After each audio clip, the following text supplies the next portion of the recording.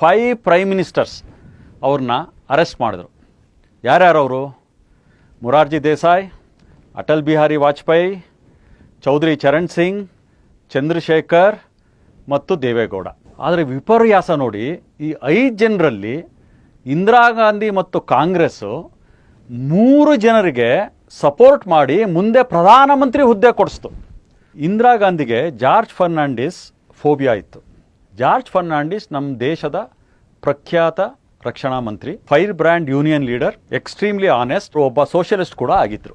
ಆದರೆ ಇಂದಿರಾ ಗಾಂಧಿಗೆ ಜಾರ್ಜ್ ಫರ್ನಾಂಡಿಸು ತಮ್ಮ ಪ್ರಾಣಕ್ಕೆ ಕಂಟಕ ತರ್ತಾರೆ ಅಂತ ಭಯ ಇತ್ತು.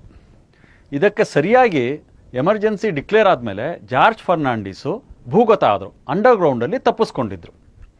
ಆಗ ಇಂದಿರಾ ಗಾಂಧಿಯವರು ಹೆದರಿ ಇಡೀ ದೇಶದಲ್ಲಿ ಜಾರ್ಜ್ ಫರ್ನಾಂಡಿಸ್ ಎಲ್ಲೇ ಇದ್ದರೂ ಹೇಗೆ ಮಾಡಿ ಅವ್ರನ್ನ ಹಿಡಿಬೇಕು ಅಂತ ಒಂದು ಕಟ್ಟಾಜ್ಞೆ ಕೊಟ್ಟಿದ್ರು. ಈಗ ಜಾರ್ಜ್ ಫರ್ನಾಂಡಿಸ್ ಹಿಡಿಯೋದ್ರಲ್ಲಿ ನಮ್ಮ ಕರ್ನಾಟಕದಲ್ಲಿ ಏನೇನಾಯಿತು ಅಂತ ನಿಮಗೆ 3 ಉದಾಹರಣೆಗಳನ್ನ ಕೊಡ್ತೀನಿ. ಮೊದಲನೇದು ಲಾರೆನ್ಸ್ ಫರ್ನಾಂಡಿಸ್. ಲಾರೆನ್ಸ್ ಫರ್ನಾಂಡಿಸು ಜಾರ್ಜ್ ಫರ್ನಾಂಡಿಸ್ ತಮ್ಮ. ಅವರೊಬ್ಬರು ಬೆಂಗಳೂರಿನಲ್ಲಿ ಸಾಧಾರಣ ವ್ಯಕ್ತಿ. ಆದರೆ ಲಾರೆನ್ಸ್ ಫರ್ನಾಂಡಿಸ್ಗೆ ಜಾರ್ಜ್ ಫರ್ನಾಂಡಿಸ್ ಗೊತ್ತಿರಬಹುದು ಅಂತ ಅಂದ್ಕೊಂಡು ಪೊಲೀಸವರು ಅವರನ್ನು ಇಲ್ಲೀಗಲ್ಲಾಗಿ ಅರೆಸ್ಟ್ ಮಾಡಿ ಬೆಂಗಳೂರು ಜೈಲಲ್ಲಿ ಕರ್ಕೊಂಡು ಹೋಗಿ ಇಲ್ಲ ಥರದ ಚಿತ್ರಹಿಂಸೆ ಕೊಟ್ಟು ಕೊನೆಗೆ ಅವ್ರನ್ನ ಕಾಲು ಮುರಿದು ತಿಂಗಳಾನ್ಗಟ್ಟಲೆ ಟಾರ್ಚರ್ ಮಾಡಿ ಒಂದು ಮೂಟೆಯಲ್ಲಿ ಕಟ್ಟಿ ರೈಲ್ವೆ ಹಳಿ ಮೇಲೆ ಹಾಕ್ತಾರೆ. ಲಾರೆನ್ಸ್ ಫರ್ನಾಂಡಿಸ್ ಉಳ್ಕೊಂಡ್ರು, ಆದರೆ ಅವ್ರ ಜೀವನದಲ್ಲಿ ಅವ್ರಿಗೆ ಮತ್ತೆ ನಡೆಯೋಕ್ಕೆ ಆಗಲಿಲ್ಲ. ಅವ್ರ 2 ಕಾಲುಗಳು ಪೂರ್ತಿಯಾಗಿ ಹೋಯಿತು. ಇದು ಎಮರ್ಜೆನ್ಸಿಲಿ ನಡೀತಿದ್ದ ಟಾರ್ಚರ್ಗಳು. ಸ್ನೇಹಲತಾ ರೆಡ್ಡಿ ಎಂಬ ಸೋಷಿಯಲಿಸ್ಟು, ಒಳ್ಳೆ ಪ್ರಖ್ಯಾತ ಫಿಲಮ್ ಆ್ಯಕ್ಟರ್ಸು, ಪಟ್ಟಾಭಿರಾಮ ರೆಡ್ಡಿ ಎಂಬ ಅವರ ಪತ್ನಿ. ಇವರು ಸೋಷಿಯಲಿಸ್ಟ್ ಎಂಬ ಒಂದೇ ಕಾರಣದಿಂದ ಇವ್ರಿಗೆ ಜಾರ್ಜ್ ಫರ್ನಾಂಡಿಸ್ ಎಲ್ಲಿರ್ಬೋದು ಅಂತ ನಮ್ಮ ಬೆಂಗಳೂರು ಪೊಲೀಸ್ ಅವ್ರನ್ನ ಅರೆಸ್ಟ್ ಮಾಡಿ ಬೆಂಗಳೂರು ಸೆಂಟ್ರಲ್ ಜೈಲಲ್ಲಿ ಇಡ್ತಾರೆ. 8 ತಿಂಗಳ ಕಾಲ 8 ಮಂತ್ಸ್ ಸತತವಾಗಿ ಅವ್ರನ್ನ ಟಾರ್ಚರ್ ಮಾಡ್ತಾರೆ. ಪಾಪ ಸ್ನೇಹಲತಾ ರೆಡ್ಡಿ ಅವ್ರಿಗೆ ಜಾರ್ಜ್ ಫರ್ನಾಂಡಿಸ್ ಎಲ್ಲಿದ್ದಾರೆ ಅನ್ನೋದು ಗೊತ್ತೇ ಇರಲಿಲ್ಲ. ಪ್ರತಿ ರಾತ್ರಿ 12-1 ಗಂಟೆಗೆ ಶುರುವಾದರೆ ಬೆಳಗಿನ ಜಾವ 5 ಗಂಟೆವರೆಗೂ ಅವ್ರಿಗೆ ಟಾರ್ಚರ್ ಮಾಡೋ ಅರ್ಥನಾದ ಎಲ್ಲರಿಗೂ ಕೇಳಿಸ್ತಾ ಇತ್ತು. ಅವರ ಸ್ಕ್ರೀಮಿಂಗು ನಾನು ಕೇಳೋಕ್ಕಾಗ್ತಿರ್ಲಿಲ್ಲ ಅಂತ ಮುಂದಿನ ಕ್ಯಾಬಿನೆಟ್ ಮಿನಿಸ್ಟರ್ ಆದ ಮಧು ದಂಡವತೆ ಅವರ ಡೈರಿಲಿ ಬರೆದಿದ್ದಾರೆ. ನಮ್ಮ ತಂದೆ ಕೂಡ ಮೀಸಾದಲ್ಲಿ ಜೈಲಲ್ಲಿದ್ದರು, ಅವ್ರಿಗೂ ಕಣ್ಣಲ್ಲಿ ನೀರು ಬರ್ತಾ ಇತ್ತು ಸ್ನೇಹಲತಾ ರೆಡ್ಡಿ ಅವರ ಸ್ಕ್ರೀಮಿಂಗ್ ಕೇಳಿ. ಕೊನೆಗೆ ಹೊಡೆದು ಸ್ನೇಹಲತಾ ರೆಡ್ಡಿ ಅವರು ಸಾಯೋ ಹಾಗೆ ಆದಾಗ ಸುಮಾರು ಜಾನ್ವರಿ 1977ನಲ್ಲಿ ಅವ್ರನ್ನ ಬಿಡುಗಡೆ ಮಾಡಿದ್ರು.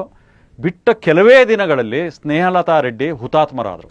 ಇಷ್ಟು ಹಿಂಸೆ ಎಮರ್ಜೆನ್ಸಿಲಿ ನಡೆದಿದೆ. Emergency is not about freedom of expression. Emergency is not about press censorship. Emergency is about imprisonment, rape, murder, abduction and torture. ಮುಂದೆ ದಿ ಫೋಟೋ ದಟ್ ಶುಕ್ ಇಂದಿರಾ. ತುಮಕೂರಿನಲ್ಲಿ ಡೌನ್ ವಿತ್ ಎಮರ್ಜೆನ್ಸಿ ಅಂತ ಹೇಳಿದ ಕೆಲವು ವ್ಯಕ್ತಿಗಳನ್ನ ಅರೆಸ್ಟ್ ಮಾಡ್ಕೊಂಡು ತುಮಕೂರು ಜೈಲಿನಲ್ಲಿ ಇಟ್ಟರು. ಅದರಲ್ಲಿ ವಕೀಲರಾದ ನಮ್ಮ ತಂದೆ ಒಬ್ಬರು ಮತ್ತು ಬೇಕಾದಷ್ಟು ಜನ ಎಜುಕೇಟೆಡ್ ಇದ್ದರು, ಸಾಮಾನ್ಯ ಜನರು ಇದ್ದರು. ಅವ್ರನ್ನ ಕೋರ್ಟ್ಗೆ ಪ್ರೊಡ್ಯೂಸ್ ಮಾಡಬೇಕಾಗಿತ್ತು. ಕೋರ್ಟ್ಗೆ ಪ್ರೊಡ್ಯೂಸ್ ಮಾಡುವಾಗ ಇಲ್ಲೀಗಲ್ಲಾಗಿ ಅವ್ರ ಕೈಗೆ ಕೋಳ ಹಾಕಿ ಕರ್ಕೊಂಡು ಬರ್ತಾ ಇದ್ದರು ಕೋರ್ಟ್ಗೆ ಜೈಲಿನಿಂದ. ಆಗ ಇವರು ಪೂರ್ಯೋಜಿತವಾಗಿ ಎಲ್ಲರೂ ಬೇಡಿ ಹಾಕಿದ ಕೈಗಳಿಂದ ಮೇಲೆತ್ತಿದ್ರು. ಅಲ್ಲೇ ಇದ್ದ ನಮ್ಮ ಒಬ್ಬ ಸ್ನೇಹಿತ ಒಂದು ಕ್ಯಾಮ್ರಾದಲ್ಲಿ ಫೋಟೋ ತಗೊಂಡು ಓಡ್ ಹೋಗ್ಬಿಟ್ಟ. ಆಗ ಈಗಿನ ಕಾಲದ ಥರ ಕ್ಯಾಮ್ರಾ ಇರ್ತಿರ್ಲಿಲ್ಲ, ಈಗಿನ ಕಾಲದ ಥರ ಡಿಜಿಟಲ್ ಇರ್ತಿರ್ಲಿಲ್ಲ, ಮತ್ತು ಒಂದು ಫೋಟೋನು ವಾಶ್ ಮಾಡಬೇಕಾಯ್ತು, ಓಡೋಗ್ಬಿಟ್ಟ. ಅದು ಯಾರಿಗೂ ಗೊತ್ತೇ ಆಗಲಿಲ್ಲ. ಆ ಮನುಷ್ಯ ಆ ಫೋಟೋನ ವಾಶ್ ಮಾಡಿ ಯಾರ್ಯಾರಿಗೋ ತಲುಪಿಸಿ ಆ ಫೋಟೋ ಕೊನೆಗೆ ಅಮೆರಿಕಾದಲ್ಲಿ ತಲುಪಿ ಅಮೆರಿಕಾದಲ್ಲಿ ವಾಷಿಂಗ್ಟನ್ ಟೈಮ್ಸಲ್ಲಿ ಸಹಿತ ಪ್ರಕಟ ಆಯಿತು. ಇದು ಇಂದಿರಾ ಗಾಂಧಿಗೆ ನಡುಕ ಉಂಟಾಗೋಯ್ತು. ಆದ್ದರಿಂದ ಅವರು ಈ ಫೋಟೋ ಯಾರು ತೆಗೆದ್ರು, ಇದು ಹೇಗೆ ಅಮೆರಿಕಾಗೆ ಹೋಯಿತು ಅಂತ ಕಟ್ಟಾಜ್ಞೆ ಇಟ್ಟು ಎಲ್ಲರನ್ನೂ ಹಿಡೀರಿ ಅಂತ ಹೇಳಿಬಿಟ್ರು. ಆಗ ತುಮಕೂರಿನಲ್ಲಿ ಇದ್ದ ಎಲ್ಲ ಫೋಟೋಗ್ರಾಫರ್ಗಳನ್ನು ಅರೆಸ್ಟ್ ಮಾಡಿ ವಿಚಿತ್ರವಾದ ಟಾರ್ಚರ್ ಕೊಟ್ಟು ಹೈದರಾಬಾದ್ ಗೋಲಿ ಮಾಡಿದ್ರು. ಹೈದರಾಬಾದ್ ಗೋಲಿ ಅಂದರೆ ಒಬ್ಬ ಅಮಾಯಕನನ್ನು ಇಲ್ಲೀಗಲ್ಲಾಗಿ ಅರೆಸ್ಟ್ ಮಾಡಿಕೊಂಡು ಪೊಲೀಸ್ ಸ್ಟೇಷನ್ ಕರ್ಕೊಂಡು ಹೋಗ್ತಾರೆ. ಅವನ ಮೈ ಮೇಲಿರೋ ಬಟ್ಟೆ ಎಲ್ಲ ಬಿಚ್ಚಿ ಅವನಿಗೆ ಹೊಟ್ಟೆ ಮೇಲೆ ಮಲಗಿಸಿ 2 ಕೈ ಈ ಥರ ಅಗಲ ಮಾಡಿ 2 ಕಾಲನ್ನ ಈ ಥರ ಅಗಲ ಮಾಡಿ ಕಟ್ಬಿಡ್ತಾರೆ. 2 ಕೈ 2 ಕಾಲು ಹಿಂದೆ ಮಾಡಿ ಕಟ್ಬಿಡ್ತಾರೆ. ಆಮೇಲೆ ಪೊಲೀಸ್ ಲಾಠಿ ಇದೆಯಲ್ಲ, ಪೊಲೀಸ್ ಲಾಠಿ ತುದಿಗೆ ಮೆಣಸಿನ ಪುಡಿ ಹಚ್ಚಿ ಅದನ್ನು ಅವರ ರೆಕ್ಟಮ್ ಒಳಗೆ ತೋರಿಸ್ತಾರೆ. ಇದಕ್ಕೆ ಹೈದರಾಬಾದ್ ಗೋಲಿ ಅಂತ. ನೀವು ಯಾರೇ ಹಿರಿಯ ಪತ್ರಕರ್ತರನ್ನ ಕೇಳಿ, ಅವ್ರು ಹೇಳ್ತಾರೆ ಆ ಥರ ಚಿತ್ರಹಿಂಸೆ ಕೊಡೋರು. ಯಾಕೆಂದ್ರೆ ಈ ಫೋಟೋ ತೆಗ್ದಿದ್ದು ಯಾರು ಅಂತ. ಫೋಟೋ ತೆಗ್ದವ್ನು ಯಾರು ಕೊನೆಗೆ ಸಿಗ್ಲೇ ಇಲ್ಲ. ಆದರೆ ಫೋಟೋ ಅಮೆರಿಕ ಸೇರ್ತು. ಇಷ್ಟು ಹಿಂಸೆ ಪಟ್ಟ ಹೈದರಾಬಾದ್ ಗೋಲಿ ಹಾಕಿಸ್ಕೊಂಡ ಜನ ಸುಮಾರು 1 ತಿಂಗಳು 2 ತಿಂಗಳು ಆಯ್ತು ಅವ್ರು ಸರಿಯಾಗಿ ನಡಿಬೇಕಾರೆ. ಅಷ್ಟು ನೋವು ಆಗ್ತಿತ್ತು. ಒಂದು ಸಣ್ಣ ಊರು ತುಮಕೂರಿನಲ್ಲಿ ಇಷ್ಟು ದೌರ್ಜನ್ಯ ನಡಿಬೇಕಾರೆ ಇಡೀ ಇಂಡಿಯಾದಲ್ಲಿ ಎಷ್ಟು ನಡೆದಿರಬೇಕು ಯೋಚಿಸಿ. ಯಾಕಂದ್ರೆ ಇದು ನಾನು ಕಣ್ಣಾರೆ ನೋಡಿರೋ ಕೆಲವು ವಿಷಯಗಳು ನಾನು ನಿಮ್ಗೆ ಹೇಳ್ತಾ ಇದ್ದೀನಿ. ಈ ಥರ ಲಕ್ಷಾಂತರ ಜನಕ್ಕೆ ನಮ್ಮ ಎಮರ್ಜೆನ್ಸಿ ಪೀರಿಯಡಲ್ಲಿ ಟಾರ್ಚರ್ ಆಗಿದೆ. ಮುಂದೆ ಕಂಪಲ್ಸರಿ ಸ್ಟರ್ಲೈಸೇಷನ್ ಅಥವಾ ಕಂಪಲ್ಸರಿ ಫ್ಯಾಮಿಲಿ ಪ್ಲಾನಿಂಗ್ ಬಗ್ಗೆ ಏನು ಮಾಡಿದ್ರು ನೋಡೋಣ. ಇದು ಜಾಸ್ತಿ ಉತ್ತರ ಭಾರತದಲ್ಲಿ ನಡೀತು. UP, MP, ರಾಜಸ್ಥಾನ್, ಹರಿಯಾಣ ಇಲ್ಲಿ ಫ್ಯಾಮಿಲಿ ಪ್ಲಾನಿಂಗ್ ಕಡಿಮೆ ಮಾಡಬೇಕು ಅಂತ ಪೊಲೀಸವರು ಸಾವಿರಾರು ಜನ ಯುವಕರನ್ನ, ಅವ್ರಿಗೆ ಮದುವೆ ಆಗಿರ್ಬೋದು, ಮದುವೆ ಆಗಿಲ್ಲದೆ ಇರ್ಬೋದು, ಅಥವಾ ಮಕ್ಕಳಾಗಿಲ್ಲದೆ ಇರ್ಬೋದು, ಯುವಕ ಮತ್ತು ಯುವತಿಯವ್ರನ್ನ ಎಳ್ಕೊಂಡ್ಬಂದು ಫೀಲ್ಡಲ್ಲಿ ಕ್ಯಾಂಪ್ ಮಾಡಿ ಸಾವಿರಾರು ಜನಕ್ಕೆ ಕಂಪಲ್ಸರಿಯಾಗಿ ಫ್ಯಾಮಿಲಿ ಪ್ಲಾನಿಂಗ್ ಆಪರೇಷನ್ ಮಾಡಿಬಿಟ್ರು. ಅಂದರೆ ಮುಂದೆ ಅವ್ರಿಗೆ ಮಕ್ಕಳೇ ಆಗೋದಿಲ್ಲ. ಇದು ಪ್ರಾಯಶಃ ನಾವು ಚೈನಾದಲ್ಲಿ ಫ್ಯಾಮಿಲಿ ಪ್ಲಾನಿಂಗ್ ಕೇಳಿದ್ದೀವಿ, ಅದಕ್ಕಿಂತ ಕ್ರೂರವಾದ ಫ್ಯಾಮಿಲಿ ಪ್ಲಾನಿಂಗ್ ಇಂಡಿಯಾದಲ್ಲಿ ನಡೆದಿದೆ. ಇದು ಮಹಾಘೋರ ಅಪರಾಧ ಇಂದಿರಾ ಗಾಂಧಿ ಅವರು ಮಾಡಿರೋದು. ಪ್ರಾಯಶಃ ಆ ರಾಜ್ಯಗಳಲ್ಲಿ ಎಮರ್ಜೆನ್ಸಿ ಆದಮೇಲೆ 77ನೇ ಇಸ್ವಿಯಲ್ಲಿ 0 ಸೀಟ್ಗಳು, 106ಕ್ಕೆ 0 ಸೀಟ್ಗಳು ಇಂದಿರಾ ಗಾಂಧಿ ಬರೋದಕ್ಕೆ ಕಂಪಲ್ಸರಿ ಸ್ಟರ್ಲೈಸೇಷನ್ ಒಂದು ದೊಡ್ಡ ಕಾರಣ ಆಗಿತ್ತು. ಮುಂದೆ ಡೈನಾಸ್ಟಿ ರೂಲಿಗೆ ಬರೋಣ. ನೆಹರು ಮಗಳು ಅಂತ ಇಂದಿರಾ ಗಾಂಧಿ ಬಂದರು.